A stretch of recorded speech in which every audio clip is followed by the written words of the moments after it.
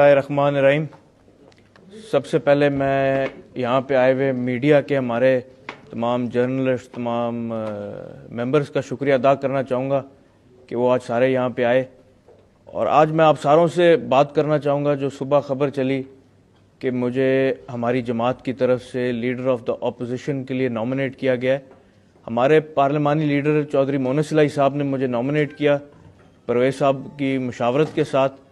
और हमें इत्तला मिल रही थी कि पिछले कुछ दिनों से कि ये जो इम्पोर्टेड हुकूमत हमारे ऊपर आके बैठी है पिछले कुछ हफ्तों से, इन्होंने एक प्रोग्राम बनाया हुआ था कि जो मुनहरफ पीटीआई के अरकान हैं उनके बीच में से एक लीडर ऑफ द अपोजिशन वो चुनेंगे। और अभी भी वो उसी प्लान पे चल रहे हैं कि उन्होंने उसमें से किसी को लीडर ऑफ द अपोजिशन बनाना है। और हमारी जमात अगर उम्मीदवार ना खड़ा करे तो इसका ये मतलब था कि हम इस इम्पोर्टेड हुकूमत को और इनके इम्पोर्टेड अपोजिशन को मंजूर कर रहे हैं, और ये हरगिज़ नहीं हो सकता। इस वजह से हमारी जमात ने मुझे एज ए उम्मीदवार खड़ा किया। और नंबर्स गेम की जब बात करें तो जाहिर बात है कि पीटीआई के कोई 20-25 हैं मुनहरफ अरकान जो इस वक्त अपोजिशन में बैठने की कोशिश में है, लेकिन इस अवाम ने, इस मुल्क ने यह देखा है कि वो वही मेंबर्स हैं जो सिंध हाउस में बैठे रहे, ये वही मेंबर्स हैं जो पीपल्स पार्टी के साथ, नून लीग के साथ इन्होंने अपने मामला सारे तय कर लिए हैं कि अगला इलेक्शन इनमें से किसी ने पीपल्स पार्टी से लड़ना है, किसी ने नून लीग से लड़ना है, किसी ने मौलाना फजल रहमान साहब की पार्टी से लड़ना है। और अगर यही आके अपोजिशन बेंचेस पे लीडर ऑफ द अपोजिशन के तौर पे बैठेंगे तो हमारी एक डमी हुकूमत, एक रबर स्टैंप गवर्नमेंट बन जाएगी। इसके लिए हम लोग निकले हैं इंशाल्लाह ताला। हमने अल्लाह के फजलो करम से इम्पोर्टेड हुकूमत का भी बड़ा मुकाबला किया है और इंशाल्लाह ताला इस इम्पोर्टेड अपोजिशन का भी मुकाबला हम लोगों ने करना है। अगर किसी के कोई सवाल हैं तो वो बेशक पूछ सकता है। जैसे कि आपको पता है कि जो पाकिस्तान पीटीआई है, तहरीक इंसाफ है, ये तो सारे इस्तीफा दे चुके हैं। बिल्कुल। आपको फिर दूसरी किस जमात के साथ सपोर्ट होगी? देखें, हमारी अपोजिशन में इस वक्त दो जमातें हैं, एक जीडी है और एक पीएमएलक्यू है। पीटीआई ने अपने इस्तीफे दे दिए हैं और अब उनके इस्तीफे मंजूर होते हैं नहीं होते वो एक अलहदा बात है। बट तीसरी जो एक कुव्वत है वो है जो पीटीआई के मुनहरफ अरकान है, सबसे ज़्यादा तादाद उनकी है, उसके बाद हमारी और जीडीए की बराबर है। हम भी 3 मेंबर हैं अपोजिशन में, जीडीए भी 3 मेंबर हैं। और बलूचिस्तान अवामी पार्टी के एक मेंबर हैं जिन्होंने साथ नहीं दिया था, वो अपोजिशन में इमरान खान साहब के साथ रह गए। इसी तरह हमारी पार्टी में भी जब ये बात चल रही थी कि फैसला होना है या फैसला कब होना है, अक्सर ये कहा जाता था कि 5 लोगों की जमात है, इनको 3-4 हफ्ते मुशावरत में क्यों लग रहे हैं। वो हमें इसलिए लग रहे थे क्योंकि हमारी जमात में भी इख्तलाफ था। 2 मेंबर थे, मैं और मोनस इलाही साहब, जिन्होंने कहा था कि हमने पाकिस्तान तहरीक इंसाफ के साथ रहना है, हमने इमरान खान साहब के साथ रहना है। और 2 मेंबर्स थे जो दूसरी साइड पर जाना चाह रहे थे। इस वजह से हमारी जमात में भी इख्तलाफ हुआ, जिसकी आज ये वजह है कि हम 5 मेंबर थे, उसमें से 2 इस वक्त गवर्नमेंट बेंचेस पे बैठ गए और 3 हम अपोजिशन बेंचेस पे। इसी तरह बलूचिस्तान अवामी पार्टी में हुआ, उनके आई थिंक 4 मेंबर्स थे, 3 उनके चले गए हैं गवर्नमेंट के साथ और 1 उनके मेंबर इस वक्त अपोजिशन में बैठे हुए हैं। सारिक साहब के अकाउंट्स में एक ट्वीट पढ़ रहा था जिसमें ये लिखा हुआ था कि वो शुजात साहब की पार्टी है, काफी उसका फैसला वो करेंगे। तो जो आप ट्वीट पढ़ा है, जो ट्वीट इस वक्त काफ़ी वायरल भी हुआ है, वो एक किसी ने फेक अकाउंट बनाया है, जिस फेक अकाउंट से वो ट्वीट हुआ है, तो उसमें कोई हकीकत नहीं है। अच्छा सर, ये बताइए कि क्या मुनहरफ जो अरकान है उसके साथ साथ जो आपके बंदे गए हैं उस तरफ, क्या उनको भी मनाने की कोशिश की जा रही है अभी तक? नहीं, इस वक्त नहीं की जा रही। हमारी तरफ से भी जो गए हैं, आखिर हमारी पार्टी के जो ओहदेदार हैं उसमें मैं नहीं हिस्सा, क्योंकि मैं ना अपनी जमात में किसी भी ओहदे पे बैठा हूँ। मैं एमएनए ज़रूर हूँ, बट हमारी जमात की लीडरशिप जिस तरह शुजात साहब प्रेसिडेंट हैं, तारिक बशीर चीमा जनरल सेक्रेटरी थे, और बाकी हमारे ओहदेदार हैं पार्टी के अंदर, वो आपस में बैठ के फैसला करेंगे कि अगला रायमल क्या होएगा इस सारे के ऊपर। एक तरफ तो आपकी तारिक बशीर चीमा, जैसे आपने बताया कि वो जनरल सेक्रेटरी हैं, शुजात साहब मरकजी प्रेसिडेंट है। एक तरफ आप बता रहे हैं कि कुछ लोग आपके 3 आप लोग हैं अपोजिशन के साथ हैं, 2 उसके साथ हैं, तो क्या वो लोग जो आपको ये जनाब आपके सवाल का मैं आपको जवाब देता हूँ। लोग कहते हैं कि इनको नोटिस भेजें, मुझे तो डर लगता है हमें नोटिस आ जाएंगे। नहीं, लेकिन वो जो ओहदेदार है पार्टी के, क्या वो ओहदे भी उनके पास रहेंगे या वो उधर से हटा? ये अब जमात की जब हमारी पार्टी की मीटिंग होगी उसके अंदर अब सारे अगले फैसले होंगे इंशाल्लाह। पे तो नहीं निकलने जा रही? नहीं। ऐसी कोई बात नहीं है।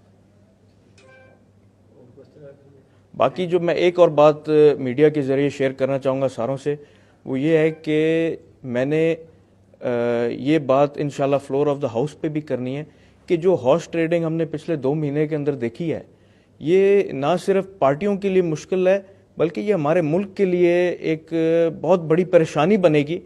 अगर आज आप देखें कि कोई भी दुनिया की ताकत 2-4 अरब रुपए इस्तेमाल करे तो हमारे मुल्क में हुकूमत इधर से उधर हो जाती है। फ्लोर क्रॉसिंग के ऊपर एक असूल होना चाहिए, एक कानून हो जाती है। फ्लोर क्रॉसिंग के ऊपर एक असूल होना चाहिए, एक कानून होना चाहिए कि अगर किसी मेंबर ने फ्लोर क्रॉसिंग करनी है तो वो उस जमात से इस्तीफा दे, दोबारा इलेक्शन लड़के आए, दूसरे प्लेटफॉर्म से आए, दूसरे मैंडेट से आए और फिर आके जिधर मर्जी जाना चाहता है, जिधर मर्जी वोट डालना चाहता है डाले। मेरी ये जो मेंबर्स पीटीआई के मुनर्रफ हुए थे उनसे भी ये सवाल है कि जब 2018 का इलेक्शन हुआ था, कहीं ना कहीं इमरान खान जिंदाबाद का नारा तो मारा होगा, कहीं ना कहीं इमरान खान या पाकिस्तान तरीके इंसाफ के नारे तो मारे होंगे वोट लेने के लिए। मुझे इस बात का इल्म है, मैं पाकिस्तान तरीके इंसाफ की टिकट से नहीं लड़ा, मैं सिर्फ सीट एडजस्टमेंट पे उनके साथ था। लेकिन मैं पाकिस्तान तरीके इंसाफ के NA 68 में जलसों में भी गया, उनके साथियों को जाके मिल के मैंने उनसे वोट की रिक्वेस्ट भी की थी, उन्होंने वोट डाला भी मुझे। और मैं उसी मैंडेट को मद्देनजर रखते हुए मैंने ये फैसला किया था कि जब 2018 में अगर एक बंदे ने भी मुझे वोट दिया है इमरान खान के कहने पे, तो उस एक बंदे की भी मैंने इज्जत रखनी है और उसका वोट का हक अदा करके दिखाना है उसको। और मेरा यही सवाल है इन MNA से जो आज PTI की सीटों पे जीते हुए मुनर्रफ होके ऑपोजिशन में बैठने की कोशिश कर रहे हैं कि आप लोगों ने अवाम का मैंडेट लिया था PTI के कहने पे। मैं इलेक्टेबल्स की सियासत समझता हूं, हम सारे इलेक्टेबल्स गिने जाते हैं, लेकिन आप लोग अगर इलेक्टेबल्स अपने आप को कहते हैं, आपको 1000 वोट, 5000 वोट, 10,000 वोट, कुछ ना कुछ तो PTI का या इमरान खान साहब का वोट पड़ा था। उस वोट की इज्जत रखते हुए, उस अवाम की इज्जत रखते हुए आप सारों को चाहिए था कि आप लोग पहले इस्तीफे देते, फिर दोबारा इलेक्ट होके आके जिस मर्जी पार्टी के साथ वोट ऑफ कॉन्फिडेंस के साथ देते, वो अलहदा बात थी। बट जो तरीका इस दफा अपनाया गया, जो तरीका पिछले 2 महीने में अपनाया गया, इससे ज्यादा मैं नहीं समझता शर्मनाक कोई बात हो सकती है कि ये एक वाज़ेह मैसेज जाता है पूरी दुनिया को कि आप 2-4 अरब रुपए खर्च करो पाकिस्तान में तो हुकूमत इधर से उधर हो सकती है। हम लोग इंशाल्लाह ताला, मैं, मोनिस इलाही साहब, परवेज साहब, हम खड़े थे इमरान खान के साथ, हम खड़े हैं उसके साथ और इंशाल्लाह आगे भी खड़े रहेंगे। और मेरा लीडर ऑफ द ऑपोजिशन के लिए नॉमिनेट होना सिर्फ और सिर्फ ये वजह है कि हम नहीं चाहते कि एक रबर स्टैंप हुकूमत बने। हम नहीं चाहते कि वही लोग जो पीपल्स पार्टी से अगला इलेक्शन लड़ेंगे, जो नून लीग से अगला इलेक्शन लड़ेंगे, वो बैठ के ऑपोजिशन में तकरीरें करें, क्योंकि वो हकीकी ऑपोजिशन नहीं है। उनकी अंदर से जो डोरे मिल रही हैं वो सारों को पता है किस किस जमात से मिल रही हैं। इंशाल्लाह ताला मुकाबला करेंगे, डट के करेंगे। पहले सिर्फ एक इंपोर्टेड हुकूमत का मुकाबला कर रहे थे, अब एक इंशाल्लाह इंपोर्टेड ऑपोजिशन का भी मुकाबला करके दिखाएंगे। अच्छा, आपकी ये जो नामजदगी हुई है, इसमें चौधरी शुजात साहब की मुशावरत भी शामिल है, उनकी भी मर्जी शामिल है? देखिए, चौधरी शुजात साहब का बयान आपने सुबह पढ़ा था जो उन्होंने सालिक साहब के हवाले से दिया था। उसके बाद हमारी जो नेशनल असेंबली है उसमें हमारे पार्लिमानी लीडर हैं चौधरी मोनिस इलाही साहब, और उन्होंने ही मुझे नॉमिनेट किया था as leader of the opposition, और उन्होंने पार्टी को इत्माद में लेके किया होगा, वरना वो ना करते। तो चौधरी साहब, अभी जो हालात हैं पाकिस्तान के, जैसा देख रहे हैं हम, सियासत की हिस्सेदारी है, सियासत का जो हालात है, अब पूरी दुनिया में जंग सही बन रही है हमारी पाकिस्तान की, तो आप क्या समझते हैं हमारी सियासत कहाँ किधर जा रही है, हमारा मुल्क जो है?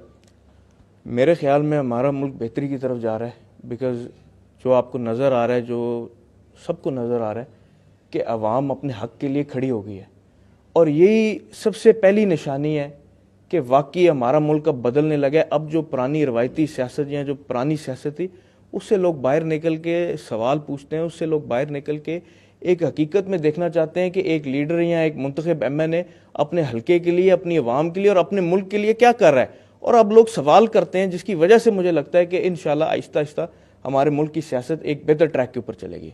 तो क्या मौजूदा हुकूमत जैसे चल पाएगी? बहुत मुश्किल है। ये जो मौजूदा हुकूमत है, ये 8-10 पार्टियों के साथ मिल के हुकूमत बनी है, उसमें हमारे भी 2 मेंबर शामिल हैं, बलोचिस्तान अवामी पार्टी के भी मेंबर शामिल हैं। तो आई डोंट थिंक कि ये हुकूमत ज़्यादा देर चल सकेगी, क्योंकि इख्तलाफ बहुत जल्दी इनके अंदर आएंगे और उसके अलावा अवाम का जो प्रेशर इनके ऊपर पड़ रहा है ये इंशाल्लाह इस हुकूमत की बर्दाश्त से बाहर हो जाएगा।